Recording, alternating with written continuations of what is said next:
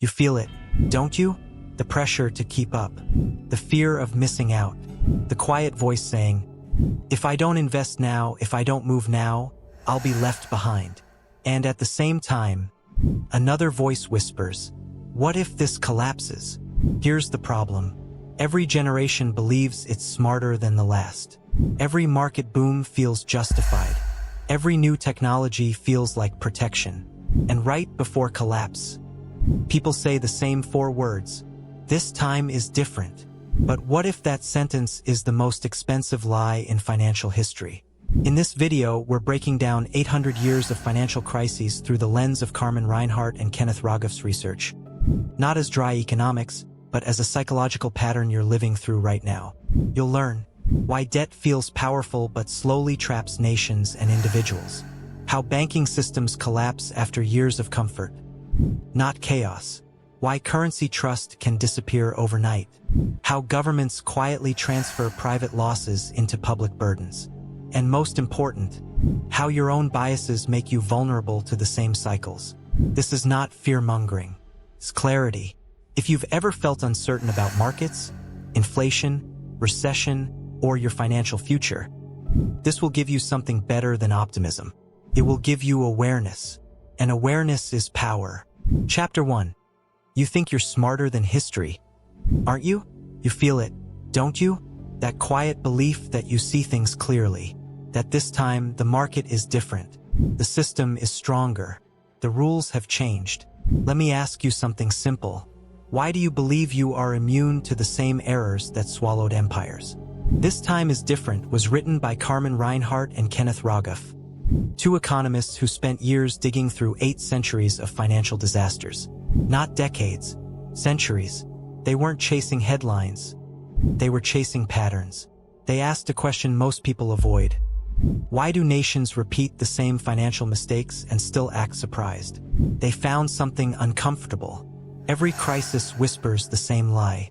Before each collapse, leaders say debt is manageable. Investors say innovation changed the rules. Citizens say growth will cover the cracks, even when the numbers scream otherwise. Reinhart and Rogoff showed that sovereign defaults, banking collapses, currency crashes, they move in cycles. Different costumes, same script. In 2009, after the global financial crisis, their data revealed that housing booms fueled by debt almost always end in deep recessions. Not mild pain, deep contraction. This might sound harsh, but here it is: human arrogance compounds faster than interest. Psychologists have a name for part of this: overconfidence bias. Daniel Kahneman found that people consistently overestimate their knowledge and underestimate risk. Now stretch that bias across a nation, across a government, across a generation, and you begin to see the pattern. The authors didn't write the book to predict the next crash like fortune tellers. They wrote it to strip away illusion, to show that memory is short, but consequences are long. Marcus Aurelius said you could leave life right now. Let that guide what you do and say and think. Now apply that to economies. If a nation remembered that collapse is always possible, it would act differently. But it doesn't, because comfort is seductive. Growth feels permanent, and debt at first feels like power. You see the same thing in your own life. Small compromises, easy credit, delayed consequences. You tell yourself you'll fix it later, and maybe you do until you don't. The book begins like a quiet warning. Not dramatic, not loud, just steady evidence. History does not shout, it repeats. And here's the real question. When the next wave builds, will you recognize it? Or will you say the same words every generation says? Chapter 2. You borrow from tomorrow? But do you plan to meet it? Tell me honestly, when you take on more than you can handle, do you feel powerful or just temporarily relieved? Debt is seductive, not because it is evil, but because it offers speed. Reinhart and Rogoff dug through centuries of sovereign defaults, from medieval kings to modern republics. They found a simple pattern. Nations borrow heavily during good times. Growth looks stable. Revenue flows in. Confidence rises. Then something shifts. Interest rates climb. Capital flees. Growth slows. And suddenly the same debt that once felt strategic becomes suffocating. This is not just economics. It is psychology at scale. Studies on optimism bias by Tali Sharat in 2011 found that people systematically underestimate the likelihood of negative outcomes. Governments do the same. They assume growth will continue. They assume refinancing will always be available. They assume markets will forgive. But markets do not forgive. They calculate. Reinhart and Rogoff showed that public debt levels above certain thresholds often correlate with slower long-term growth. Not because numbers are cursed, but because heavy debt limits flexibility. When crisis comes, options shrink. This might look devilish, but here is the truth. Borrowing can create the illusion of strength while quietly eroding independence. Machiavelli understood power as control over circumstances. Debt reverses that. The debtor becomes reactive, constrained, negotiating from weakness. Look at your own life. When you owe too much, you speak differently. You choose differently. Your future decisions are already partially owned. Seneca warned that wealth gained too easily enslaves the mind. National debt works the same way. It starts as a tool. It ends as a master. Reinhart and Rogoff did not moralize. They showed data. Serial defaulters exist. Countries that default, recover, and default again. Memory fades. Incentives return. And you must ask yourself, are you building resilience? Or are you financing comfort? Because tomorrow will come, and it always asks for payment. Chapter 3. You trust the banks, but do you understand the game? Let me ask you straight. When you see a strong bank, tall buildings, clean reports, rising stocks, do you feel safe? That feeling is part of the cycle. Reinhart and Rogoff showed that banking crises rarely appear from nowhere. They grow quietly during credit booms. Lending expands. Asset prices rise. Risk models look precise. Everyone feels intelligent. Then liquidity vanishes. In their historical data, from 19th century Europe to late 20th century Asia, rapid credit growth almost always preceded banking collapses. Not sometimes, almost always. This is not random. It is structural. When banks expand credit aggressively, they amplify optimism. More loans, more buying, higher asset prices. Higher prices then justify more loans. A loop, clean on the surface, fragile underneath. Studies on herd behavior by Bikshandani, Hirschleifer, and Welch in 1992 discovered that individuals often follow the crowd even against their private information. Now imagine entire financial institutions doing the same. Risk officers see competitors earning more. They loosen standards. Executives fear missing profits more than they fear collapse. Sun Tzu said, "Every battle is won before it is fought." In banking, every collapse is prepared during the boom. This might sound severe, but here it is. Banks do not fail because of one bad day. They fail because of many comfortable years.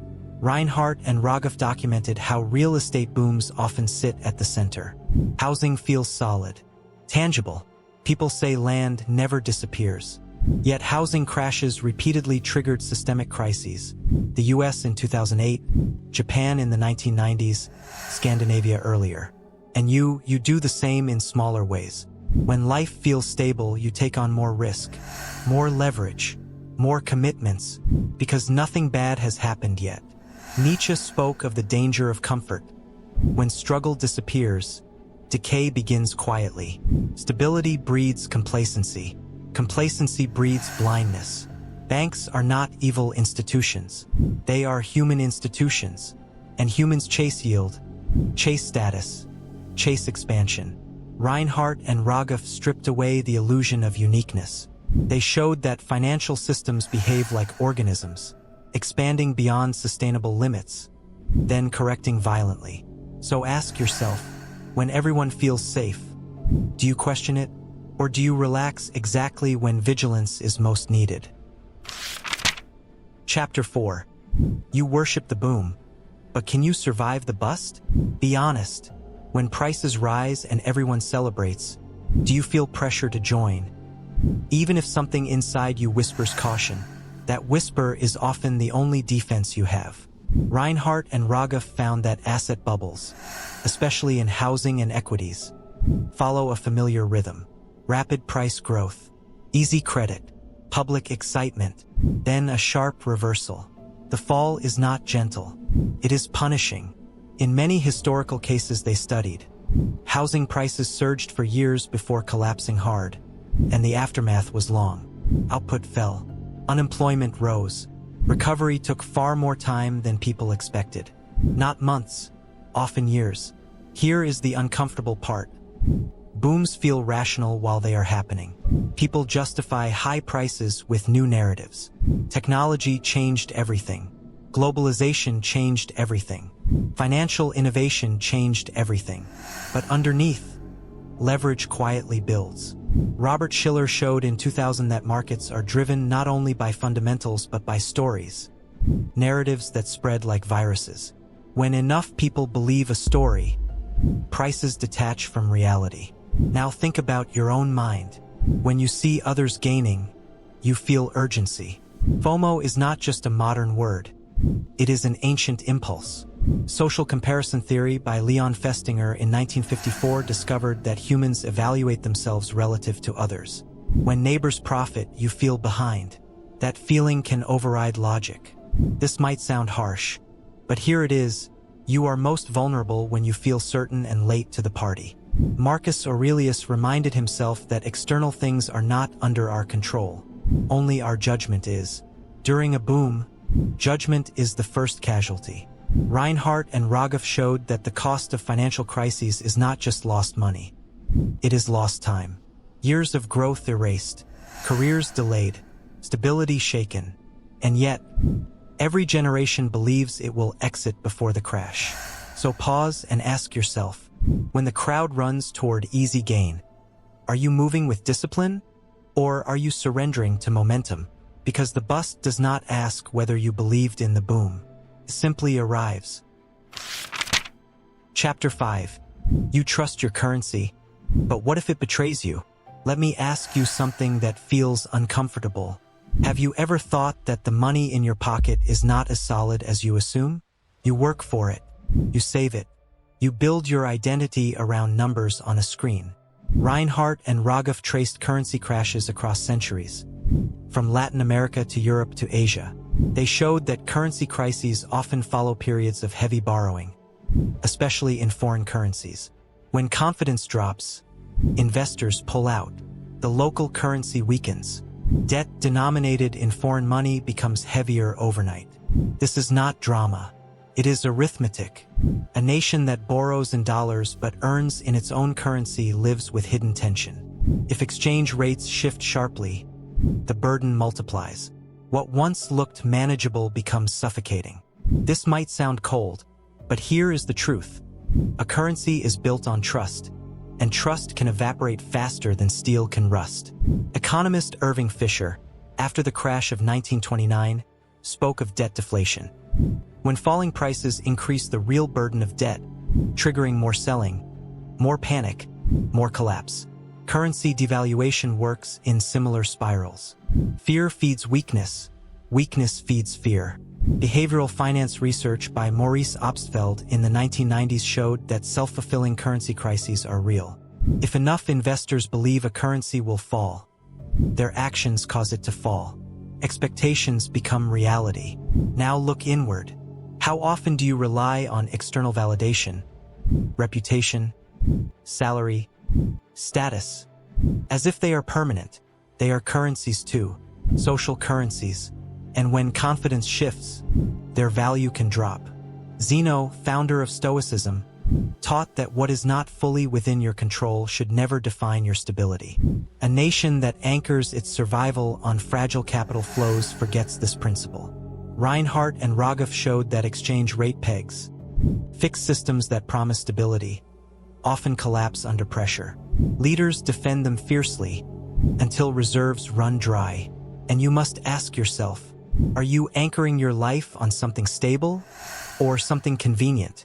Because when trust breaks, correction is brutal, and no government announcement can force the market to believe. The video is half finished. If you liked the video, be sure to comment and watch the next steps. Chapter 6. You blame the crisis, but did you ignore the warnings? Let me press you a little. When something collapses in your life, do you call it bad luck? Or do you trace the small signals you dismissed? Reinhart and Rogoff showed that financial crises are rarely pure accidents. In case after case, warning signs appeared years earlier. Rapid credit expansion, asset price inflation, rising current account deficits, growing short-term foreign debt. The data was there, but it was inconvenient. Before the Asian financial crisis in 1997, several economies had booming property markets and swelling external liabilities. Growth was strong. Investors were confident. Governments were praised. Then capital reversed. Currencies crashed. Banking systems fractured. The warning lights were not hidden. They were ignored. Psychologist Ulrich Hofrage found that humans struggle with probabilistic thinking. We misunderstand risk, especially when outcomes feel distant. Combine that with political incentives, short-term popularity over long-term stability, and denial becomes policy. This might sound severe, but understand this clearly. Crises often punish neglect more than ignorance. Reinhart and Rogoff emphasized that policymakers frequently convince themselves that new regulations, new tools, new institutions have eliminated old vulnerabilities. But leverage grows in new corners. Risk migrates. It does not disappear. Sun Tzu said, "If you know the enemy and know yourself, you need not fear the result of 100 battles." Modern economies often know neither. They underestimate global contagion, how financial stress in one region spreads quickly through trade and capital flows. And you mirror this pattern. You ignore fatigue. You ignore small financial strain. You ignore unhealthy dependencies, because nothing has broken yet. Stoicism does not teach paranoia. It teaches preparation. Reinhart and Rogoff's deeper message was not prediction. It was humility. Systems are fragile when they expand too fast. Stability demands restraint, especially during prosperity. So ask yourself, when the next signal appears, will you analyze it calmly? Or will you silence it because it disrupts comfort? Because the cost of ignoring reality is never zero. It compounds. Chapter 7. You think it's just money, but it's power, memory, and control. Let me ask you something deeper. When a nation defaults on its debt, do you think it's just numbers on a spreadsheet? Or do you understand that default is a fracture in reputation, a shift in power, a stain on memory? Reinhart and Rogoff documented serial defaulters, countries that defaulted not once, but repeatedly across centuries. Spain, Greece, several Latin American nations. The pattern was not cultural insult. It was structural weakness mixed with political temptation. Default often comes after long denial. Governments stretch payments, restructure quietly, inflate away value, then finally admit what was visible years earlier. This might sound harsh, but here is the truth. Default is rarely sudden collapse. It is prolonged avoidance, and avoidance has a cost. After default, borrowing becomes expensive, trust weakens, investors demand higher yields, growth slows, sovereignty narrows because policy becomes hostage to creditors. Niccolò Machiavelli understood that power depends on perception as much as force. Once credibility erodes, authority shrinks. A state that cannot honor obligations loses leverage in negotiations, even beyond finance. Modern research by Reinhart herself showed that countries emerging from default often face financial repression, policies like interest rate caps and capital controls to manage debt burdens. These measures may stabilize temporarily, but they distort markets and limit freedom. Now look at your own life. When you break promises repeatedly, people adjust their expectations. They trust you less. They protect themselves. Your range of action narrows. Reputation compounds slowly, collapses quickly. Seneca warned that character is fate. In macroeconomics, credibility is fate. Reinhart and Rogoff did not romanticize repayment. They showed that sometimes default becomes unavoidable. But repeated default signals deeper governance failure. Weak institutions, short-term politics, lack of discipline. And here is the uncomfortable reflection. Do you manage your obligations with discipline? Or do you rely on future rescue? Because markets remember, and even when headlines fade, history keeps the score. Chapter 8. You trust the government, but who pays for rescue? Let me ask you something direct. When banks collapse and governments step in, do you feel protected? Or do you feel quietly taxed? Reinhart and Rogoff showed that private banking crises often transform into public debt crises. The sequence is familiar. Banks overextend, assets fall, panic spreads, governments intervene, bailouts, guarantees, liquidity injections. Stability returns, temporarily, but the bill does not vanish. It shifts. Public debt rises sharply after systemic banking crises. In many historical cases they studied, government debt increased by large margins within just a few years following financial rescues. The private sector's failure becomes the state's burden. This might sound uncomfortable, but here is the truth. Losses rarely disappear. They relocate.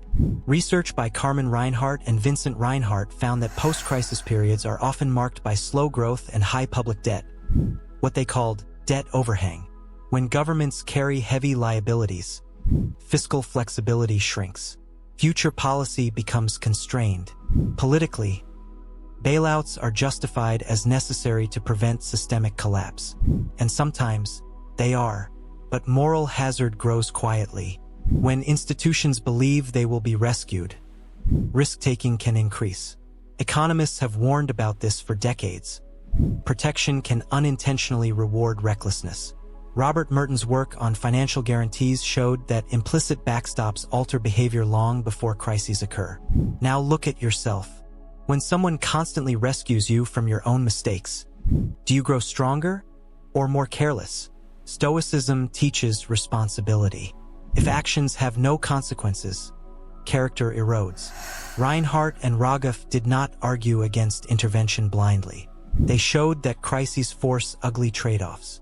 Allow collapse, risk depression. Intervene, absorb debt. There is no clean option. So ask yourself, when stability is restored after disaster, do you question the cost? Or do you simply feel relief?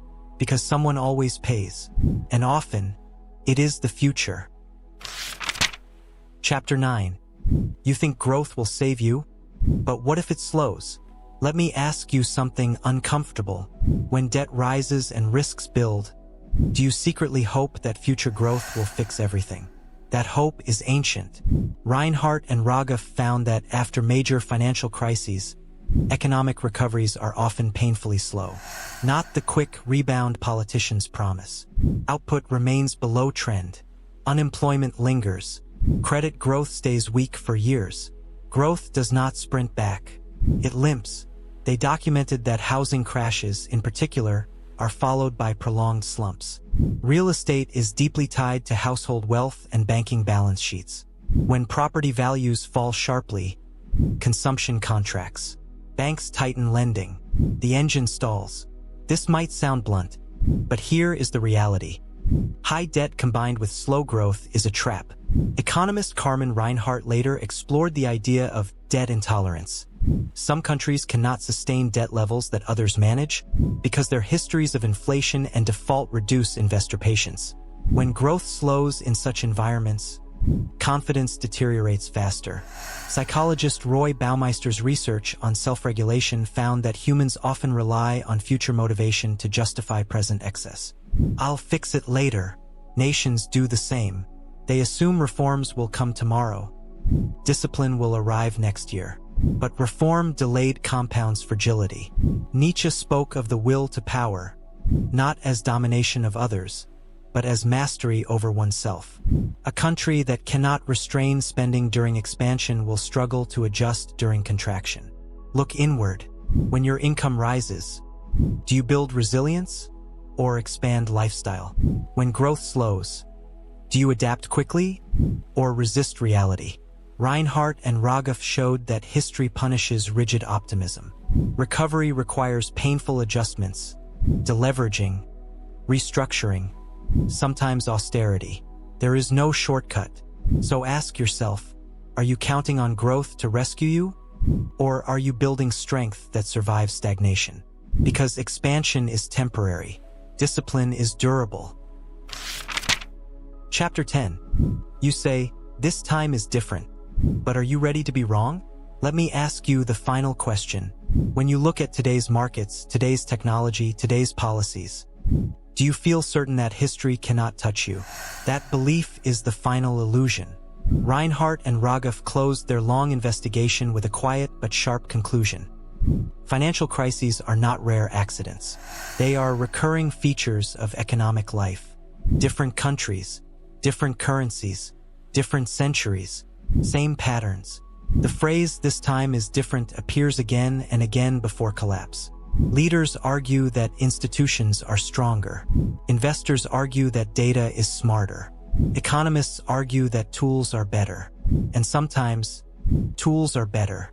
But human nature has not evolved as fast as financial engineering. Overconfidence, herd behavior, short memory, political pressure.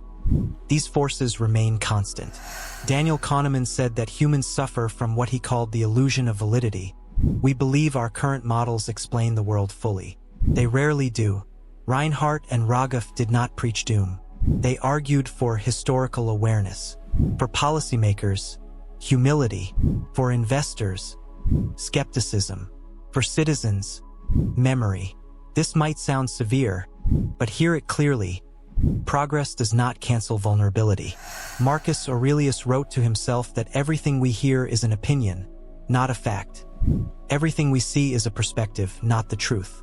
Apply that to economic narratives, growth projections, market optimism, political promises. Now bring it back to you.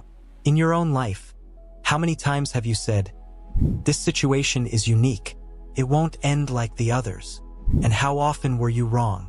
Stoicism is not pessimism. It is preparation. The real lesson of 8 centuries is simple. Not easy, but simple. Cycles repeat. Memory fades. Confidence returns. Excess builds. Correction comes. The only variable you control is your response. So when the next wave rises, will you be another voice saying it's different? Or will you stand still, grounded in history, ready for reality? Even if it hurts, that choice, unlike markets, is fully yours. Thank you very much for watching my video, and please like and subscribe to my channel.